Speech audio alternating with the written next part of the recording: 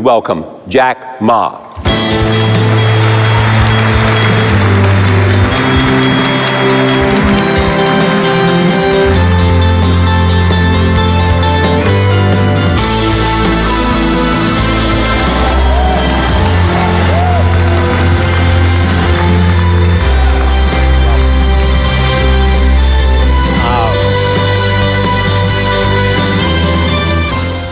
Nice crowd. Thank you. What brings you to Detroit? The small business, the entrepreneurs.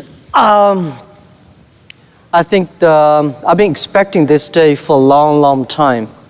When I started my business, I tried to sell my products, ideas, and to the outside the world. Especially, I have a lot of friends who do import-export.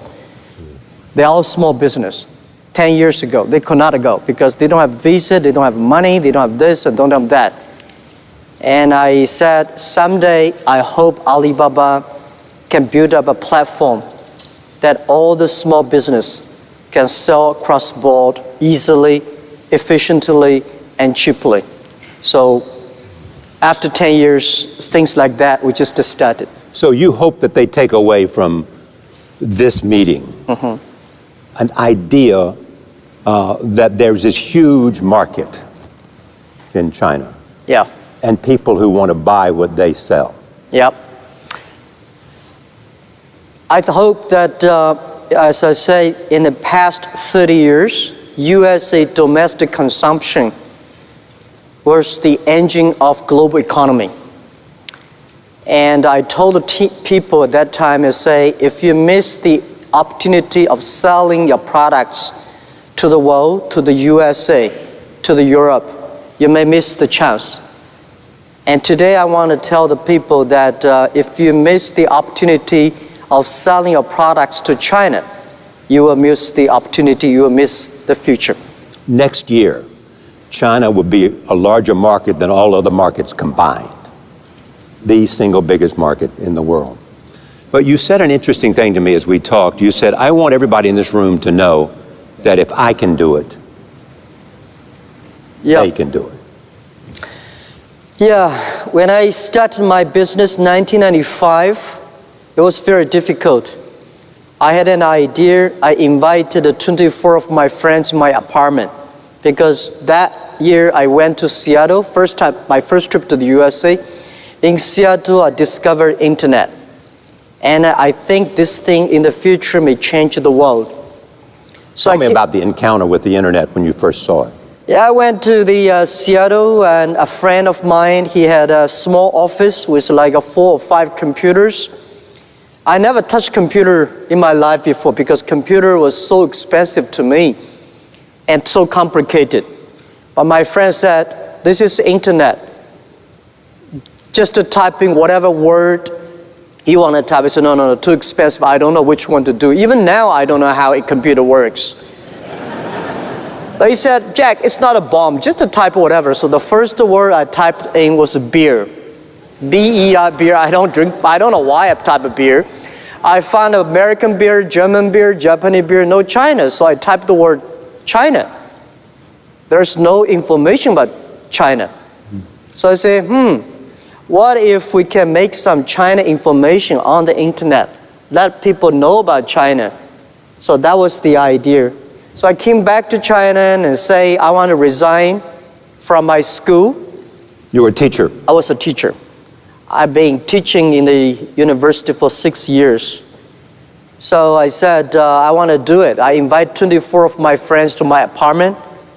After 2 hours of explaining what I'm going to do, internet, and 23 of them say, forget it.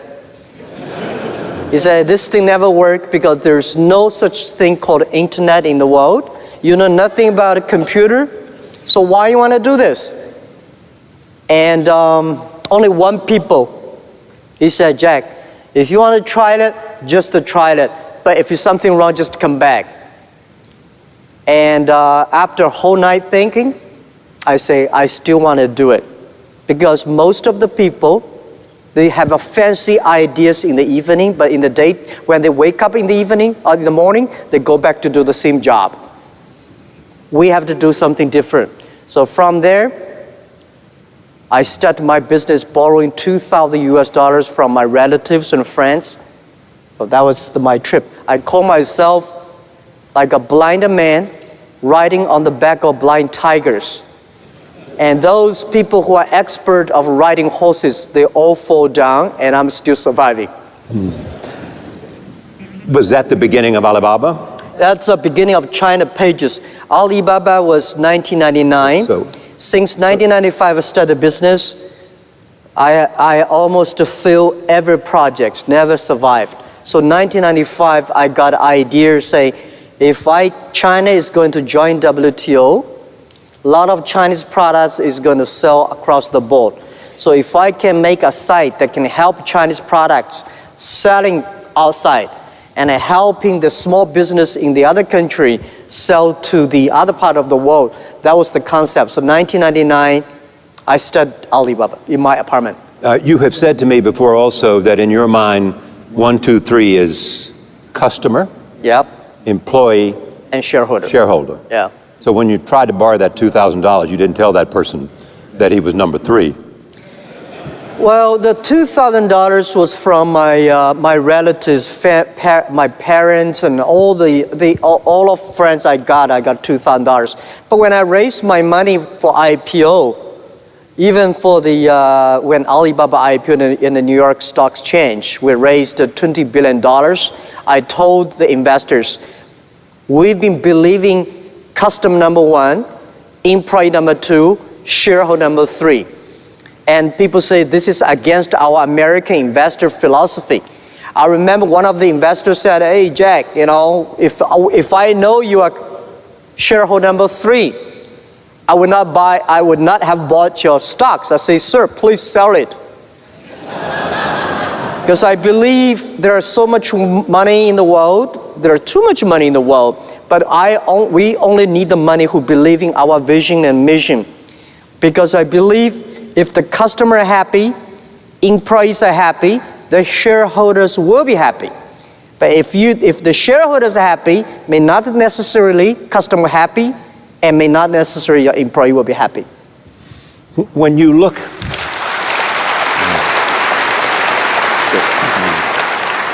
how important has 2 things, trust and culture, been?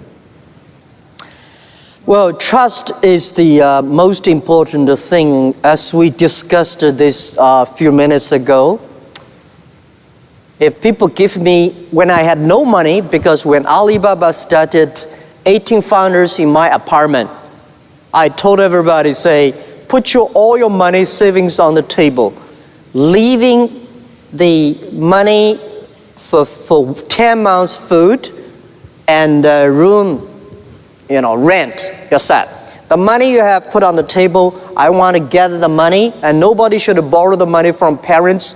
Nobody should borrow money from friends, because I don't want to make your parents and friends bankrupt because doing Alibaba.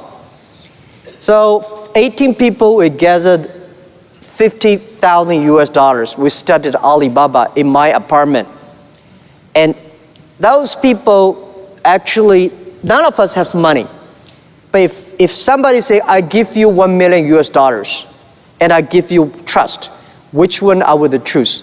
I choose those people who give me the trust, because it's the trust that make us be united. It's the I think 18 founders, they trust me. Because they trust me, I have to be very loyal to them and loyal to the mission that we have. I think a lot of entrepreneurs know that I hate people work for me. I want people work for the mission that we agreed together. Because you don't want people work for me, because people like me, when I look further, this guy's handsome. When I get closer, he's so ugly. Everybody in the world is the same. You should not get closer. Further is good. So you think, oh, Jack is great, but if you get closer, not necessarily. I'll be angry, I'll be happy, unhappy. But when people trusting in you, that's the most valuable things. I think later when we got a lot of venture capitalists invested in us, The thing they noticed is that because my team trusts me and I trust my teams. So this is the trust. The other is about the culture. I think the knowledge-based period, if you want to have a smart people work for you, the smart people need to be managed by culture, not by rules and laws. So in our company, we spend most of the time about the culture. And the base of the culture is the trust. So this is what we believe. China has changed. Think back in 1995 when you were in Seattle, 1999. How has it changed between 1999 when you started Alibaba and today in 2017? Well, when I went back to China in 1995 with an idea of internet was very strange. China was not connected to the internet. So I tried to talk to a lot of my friends that what is internet? Nobody said, this thing never work. This thing never exist. Because it's true, because but people even say Jack is a liar because he's trying to steal money from people telling us there is an internet. So when I go to the China company registration office, I said, I want to register a company called Hangzhou Hope Internet Company. The guy looked at me and say, this is the English dictionary. Tell me there is no word called internet. Why you want to register a company called internet? So I cannot register a company name. But in 1995, in later August, China was connected to the internet. I was number 7 person connected to the China internet. In order to prove I was not lying, I invited my friend who is a TV man. Take the TV camera, they all stay in my home, and they just try to take the picture. I dive from Hangzhou to Shanghai to America to connect the internet. It took us 3 hours and a half to download the first front page. Yeah. At that time, there is no Netscape called the Mosaic. So I have to make like 100 stars to keep my journalist friends to stay and wait because to prove that I'm not telling a lie. So how big is Alibaba today? Today, from 1999, we have 18 founders to now we have close to 60,000 people. Our sales, called GMV, last year is over 550 billion US dollars. And it's just the beginning. We will probably go across 1 trillion US dollars in 3 years. In 3 years, so that's 3 years. 2020. That's the,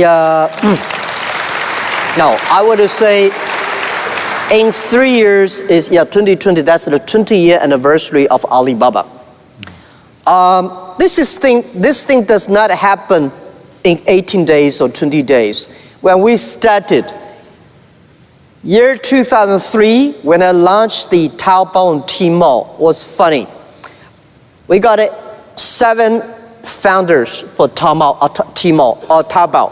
I said, everybody go home, pick up looking for 4 things that list on the website.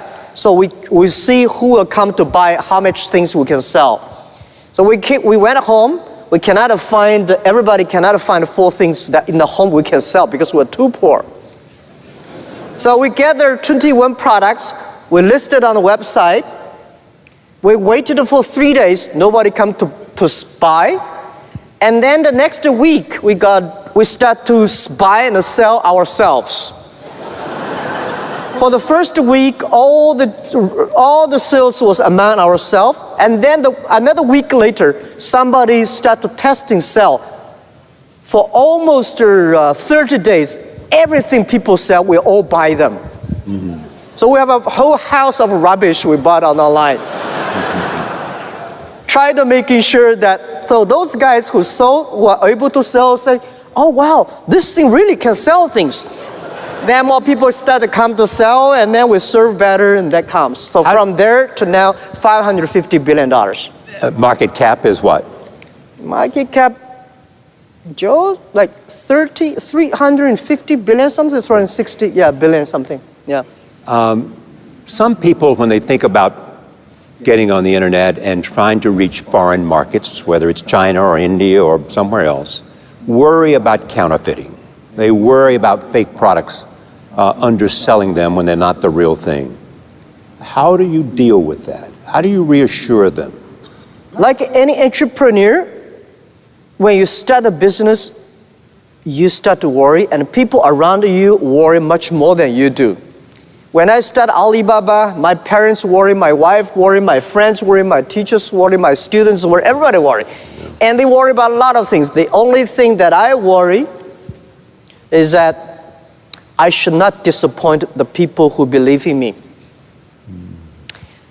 And when we started the Alibaba, we have a lot of things people worry. Well, you know, when we started Alibaba, say, hey, you don't have a payment. You don't have a trust. People do not believe in online. They believe in face-to-face meeting.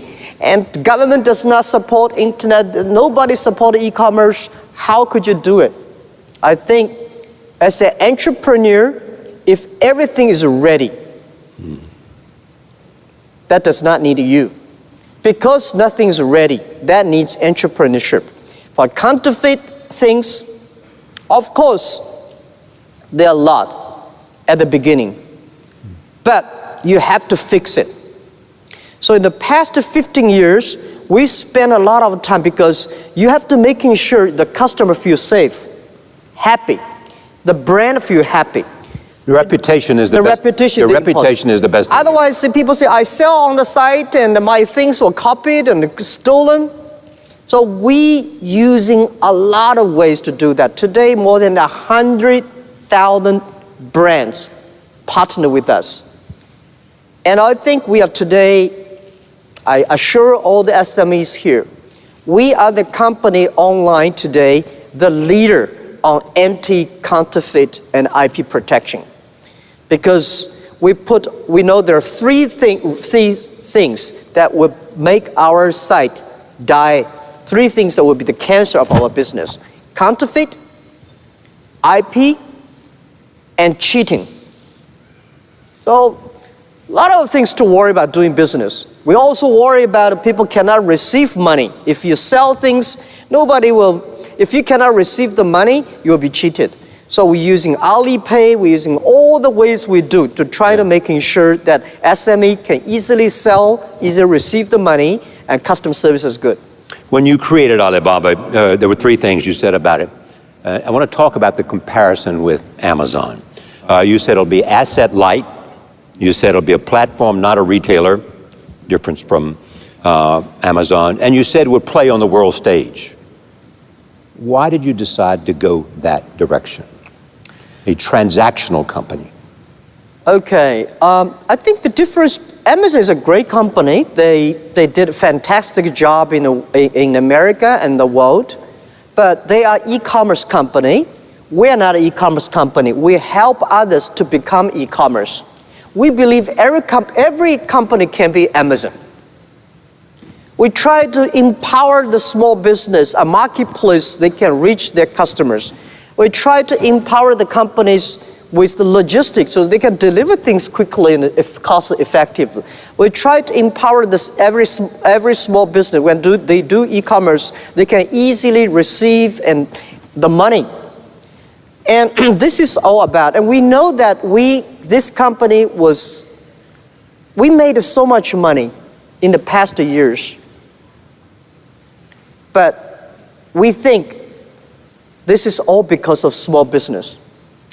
And the money we made, we want to ensure that we want to build up an infrastructure of commerce. So going global is so important. We should help not only Chinese company, we should help the global company. So today, Alibaba come to America. We go to, our CEO today is in Europe. We also have a lot of colleagues in Southeast Asia. We think we are not globalized Alibaba. We are globalized e-commerce. We try to making sure e-commerce infrastructure, the payment, the marketplaces, and the logistic can making sure everybody today can compete with Amazon, Microsoft, IBM. This is what we want. You've also been involved you made some really important acquisitions along the way. Where do you see Alibaba going over the next 10 years? You're already in Hollywood. Yep. You're in the cloud. I mean, you're doing things that are beyond the transactional basis of your business. We doing business, we go from marketplaces to payment to logistic and to cloud, not because we think there's money there. We believe when we build the marketplaces, if we don't have the payment solutions, our customers cannot do transactions.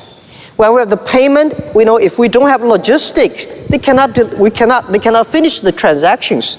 And when we have a lot of transactions, we say if we don't have cloud computing, the cost of IT for our customers is too expensive. So we do all these things not because we think there's money there, because we know if we don't do that, our customer cannot finish their job, their work. Our mission is helping doing business easier. So our company must be a mission and vision driven. Why we are on the Hollywood, the entertainment? Because we think 10, 20 years later, we have to know one thing. The world and everybody, no matter how rich you are, you want to be, or how successful you are, or unsuccessful you are, the most important thing is happy and healthy, which called a double H strategy. Healthy and happy. Yeah, so now in this next 10 years, we are very confident about everything we are doing. Our marketplaces, e-commerce will keep on growing. Our financing will keep on growing. Logistics will keep on growing. A cloud computer will keep growing. And then when we have that much money, how can we help the small business when they do business? Their business are happier and healthier. So that's why, so we do not think we are a company. We think we are economy. Today, Alibaba is an economy. Alibaba is economy. The size of Argentina's economy. Yeah, our GMV last year, $550 billion is almost like Argentina. We are ranking number 21, 22 country, GDP-wise. And in next 3 years, we'll go across $1 trillion. And we hope in 20 years, by year 2036, we will be the 5th largest economy of the world. That is America, China, Europe, Japan, and there is economy. We believe that economy, there will be a virtual economy that every small business of the world can leverage that economy. They can sell their products across the world. Every consumer of every country, they can buy things through their mobile phone or any device through all over the world. Everything they place on the line, within 72 hours, they will receive it. So this is our vision. Of course, Alibaba does not own that economy. We want to join the force with all the partners to build that economy. So it's never crossed your mind that maybe we should own a lot of assets, that we should have an inventory, that we should engage somehow beyond what we do in terms of making things? Now, I think whether we should have inventory or not inventory depends on whether our customer need it. If our customers say, Jack, you should build more warehouses, we build warehouses. If our partner does not have the capability of doing things, our business need it, we do it. We do it not because, we do it not because there's money. Yeah. We do it because it is necessary. Do your competitors primarily come from China? Tencent, the others? No, I think... Who do you see as your competitor? Who do you see as our competitor? I don't know. I don't know. Yeah, we have competed with Tencent here, we competed with Amazon there, but to me, I think it's too early. Next 30 years, internet is good, e-commerce is going to change the world. So it's like, I've been saying this to my team since when we were in the apartment. When we were in the apartment, I say, guys, in next 10 years, or in the future, Alibaba will be the top 10 websites of the world. And my founders look at me and say, what does number 10 mean? Today we are ranking like a 500 million something at the back. Yeah. But you have to believe it. And then I told the team that internet is like 10,000 meters running racing. We just finished the first 100 meters yet. Do not think the people beside you is a competitor. Running for another 3,000 meters, then you know who is a competitor. We are good today. We may not be good if we lose our hope, if we lose our vision. You lose your culture. If we lose our culture and team, we're nothing. Most of the companies, they were so good. When Netscape was so good, we never thought it would disappear. Yahoo was good. We never thought like it today. So don't believe you'll be good all the time. Be paranoid. Yeah. What was it Andy Grove said? You know, yeah.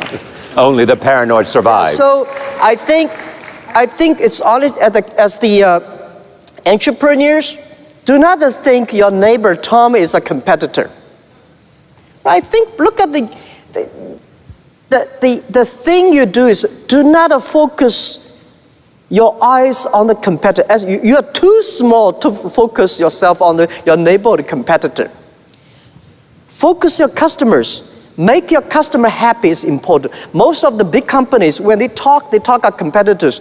I think my suggestion one day, giving you guys when you go become bigger, when it comes to China, most of the American companies, internet companies failed in China. One of the reasons is that they spend too much time on making their boss happy rather than their customer happy. They spend too much time on competing, not long-term strategy. So as the entrepreneur, the always number one priority is customer and employee.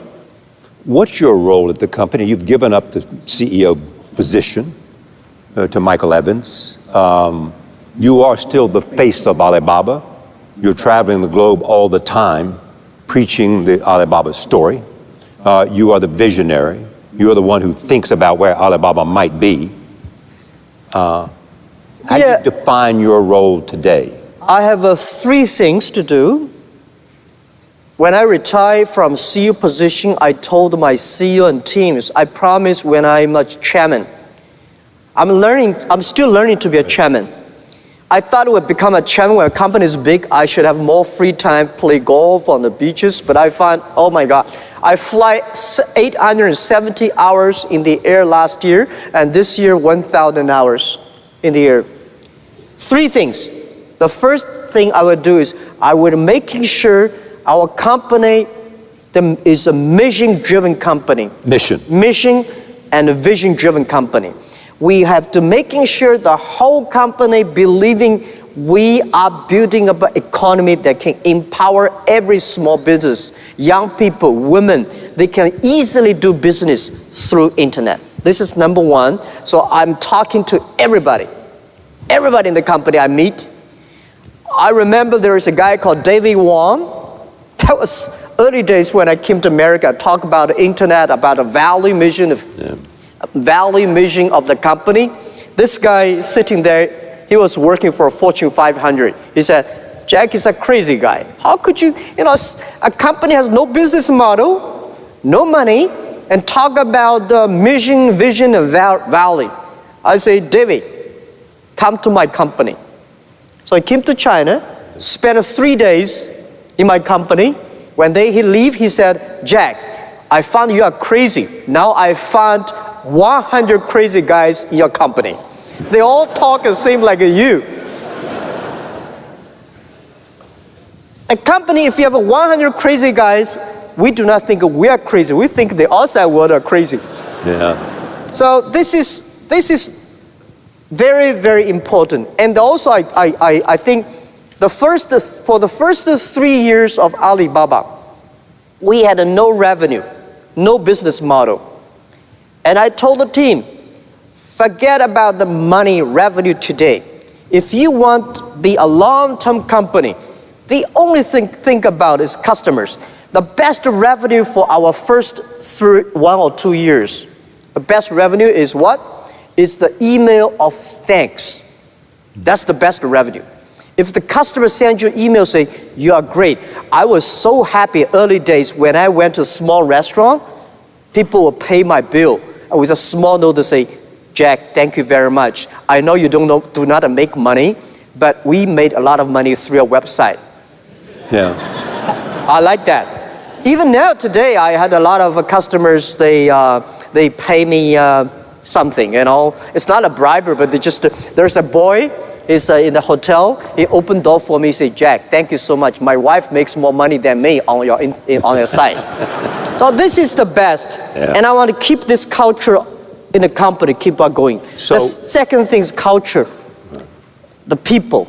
And the third is build up a healthy environment for Alibaba. So Jack Ma doesn't worry about a damn thing.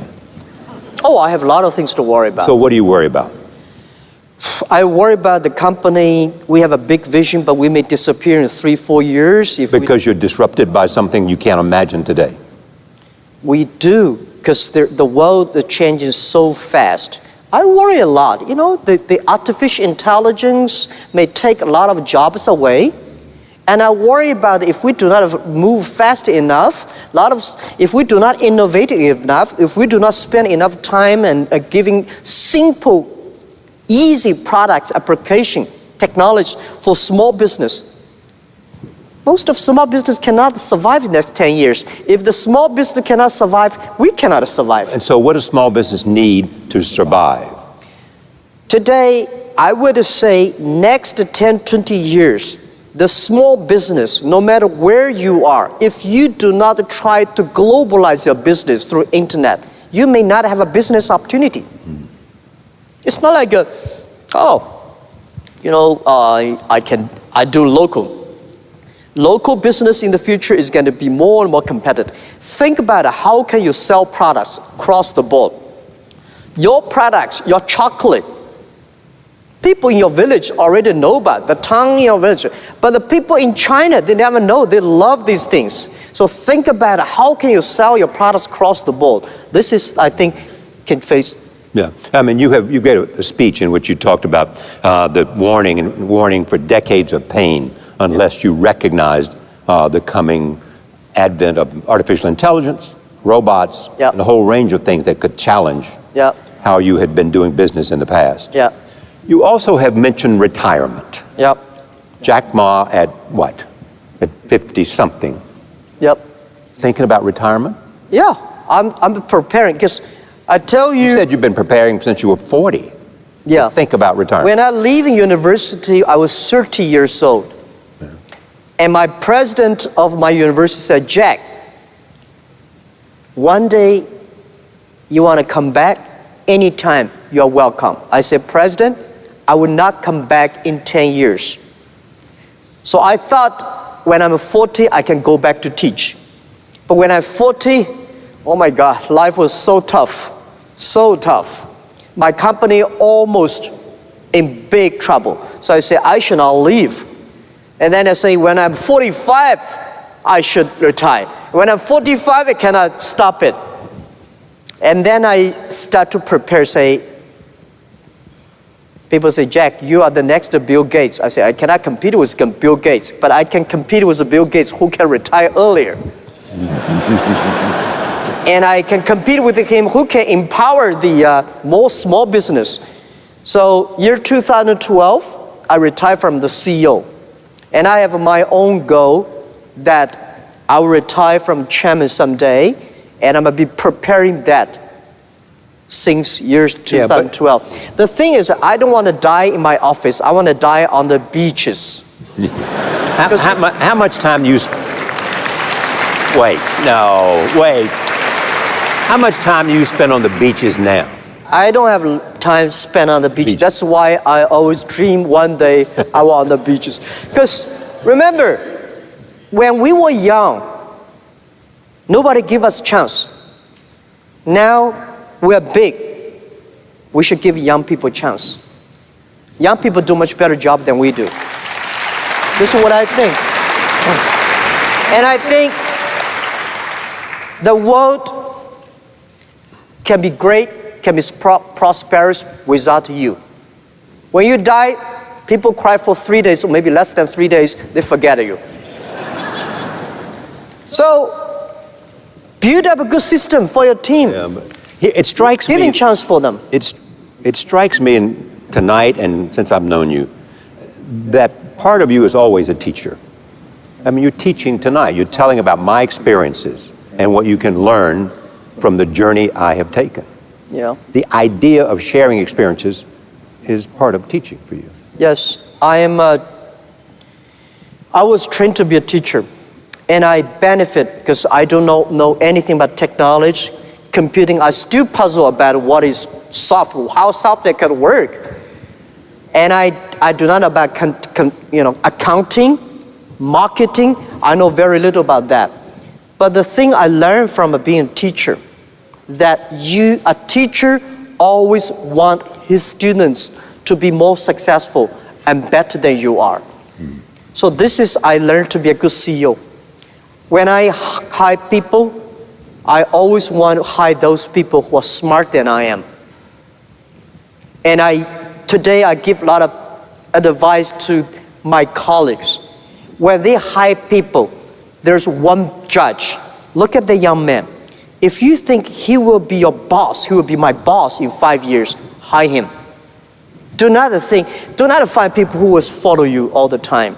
So as a teacher, you want this student become a banker, there's a scientist, there's a mayor. You don't want this student bankrupt, that is in jail, So this is the way that I benefit. And then when I become a CEO, I call myself Chief Education Officer. And I love to talk, I love to share, because when as a teacher, you may not know a lot of things. The only things you learn and you share. People may not like the way I talk. And my job is not to make people happy. My job is to make people think. This is the way we did. If it is helpful for you, take it. If it's not helpful for you, just forget it. So I love to be with the entrepreneurs, because you guys reminds me the past 18 toughest years that we've got. And I believe one thing, I'd give my advice to all of you, as an entrepreneur, today is very difficult, and tomorrow is even more difficult. But the day after tomorrow is very beautiful. Most people die tomorrow evening. You have to work hard, you have to learn, you have to rely on your team. And that's my business. I like to be a teacher. I was going to ask you about legacy, but I'm not going to ask you about legacy because I think you just summed it up yourself. It's a great pleasure to be here with you. Jack Ma, thank you. Thank you.